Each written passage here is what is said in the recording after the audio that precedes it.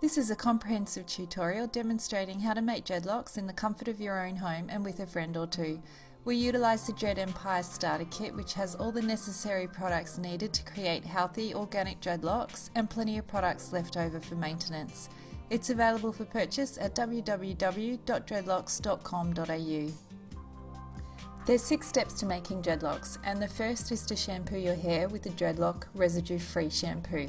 Do this at least a couple of times in the lead up to D-Day. The Dread Empire shampoo will deeply clean, ridding your hair of any product or oily buildup, and squeaky clean hair dreads the best. Secondly, give your hair a liberal spray of Accelerator. Dread Empire's Accelerator is a salt-based spray with the added benefit of aloe vera and lime essential oils. It'll texturize the hair and create a perfect environment for knots to form. Allow the hair to dry fully before proceeding. For step 3, use the Pro Elastics to plan out the sections and placement of your dreads. A 1.5cm squared section will, on average, deliver a dread which is about 10 to 12 mils thick. It depends on your hair type, so start dreading at the bottom of your head so you have time to adjust if needed.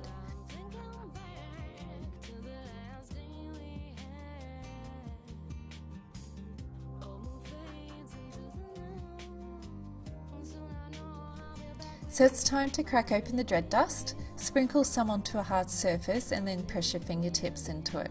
Now grab your first section of hair and run your fingertips through that hair to transfer the dust onto the hair. You may need to repeat this as you move down the dread. You'll notice that the dread dust makes the hair almost sticky or tacky, and it's very beneficial when you're back combing. It gives the comb something to grip onto. So back combing is pretty straightforward. You're basically teasing that section of hair, and this is going to create the beginnings of your dreadlock. Grab the hair in one hand, put the comb into the dread or into that section about 5 centimeters from the scalp, and push it up towards the scalp, allowing a few hairs to move up to the top of the scalp at the one time.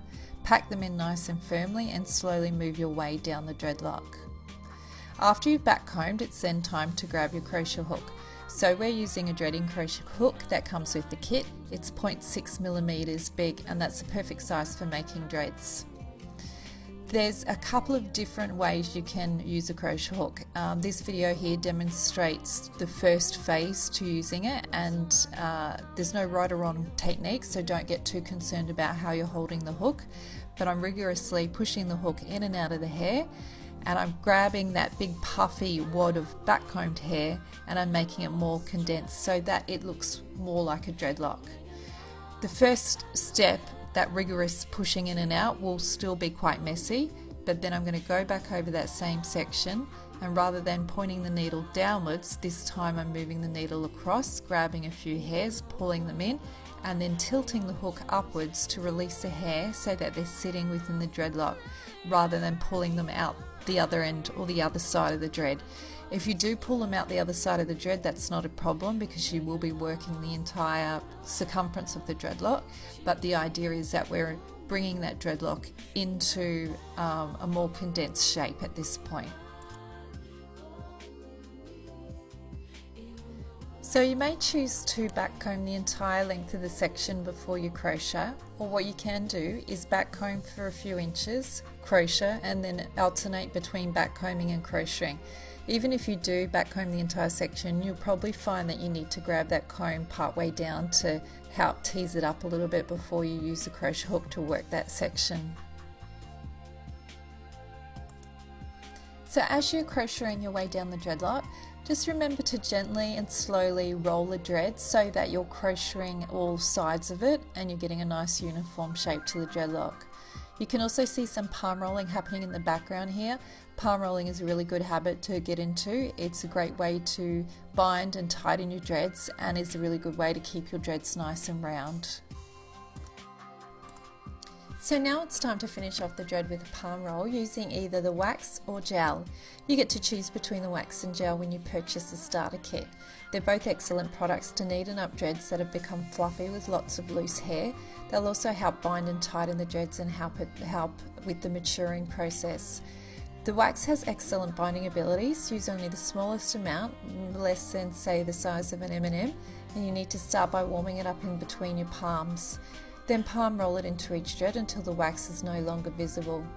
Palm rolling is exactly that. You need to place the dread between your palms, rub them firmly together and in a downward motion. It takes a little time and you can speed this process up by the use of a hairdryer as well. The gel on the other hand is much lighter. It's a washout formula. It doesn't need warming up in your hands and doesn't need to be worked in as intently. It smells divine with rosemary and lavender essential oils, so it's a great way to freshen up dreads.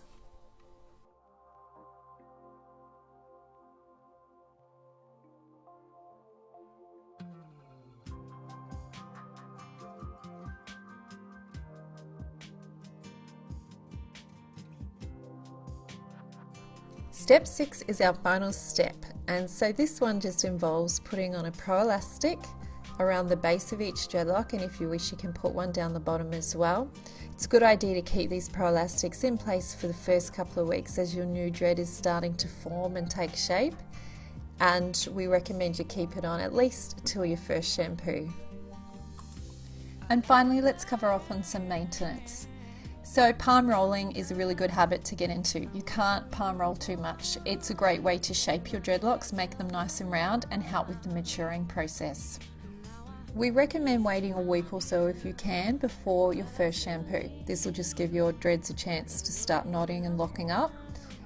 When you do, just go gentle on the dreads and make sure you dry them thoroughly. You can use a towel to squeeze any excess water out, then air dry them or use a blow dryer before tying them back.